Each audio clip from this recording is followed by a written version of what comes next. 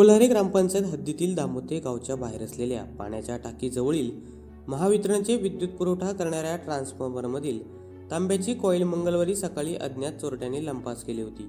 मात्र सरपंच महेश विर्ले यांनी पाठपुरावा करून अवघ्या 24 तासात त्या ठिकाणी नवीन ट्रान्सफॉर्मर बसवून घेतले आहे. दामोते गावच्या बाहेर उल्हास नदीजवळ कोल्हारे ग्रामपंचायत हद्दीतील नागरिकांना पाणीपुरवठा करणाऱ्या पाण्याच्या टाकीला जोडलेल्या पंपाला विद्युत पुरवठा करण्यासाठी बाजूला ट्रान्सफॉर्मर बसवण्यात आला आहे. या विद्युत पुरवठा करणारे ट्रान्सफॉर्मरमधील तांब्याचे कॉईल चोरीला गेले होते.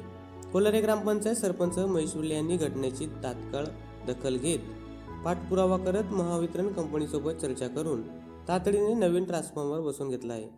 दरम्यान कोल्हारे ग्रामपंचायत हद्दीतील नागरिकांसाठी टँकरने पाणी पुरवठा केल्याने नागरिकांची पाण्याची चिंता मिटली आहे. त्यातच आता महेश विर्ले यांनी कार्यतत्परता दाखवत तातडीने उपाययोजना करून घेतल्याने नागरिकांमध्ये समाधान व्यक्त होत आहे.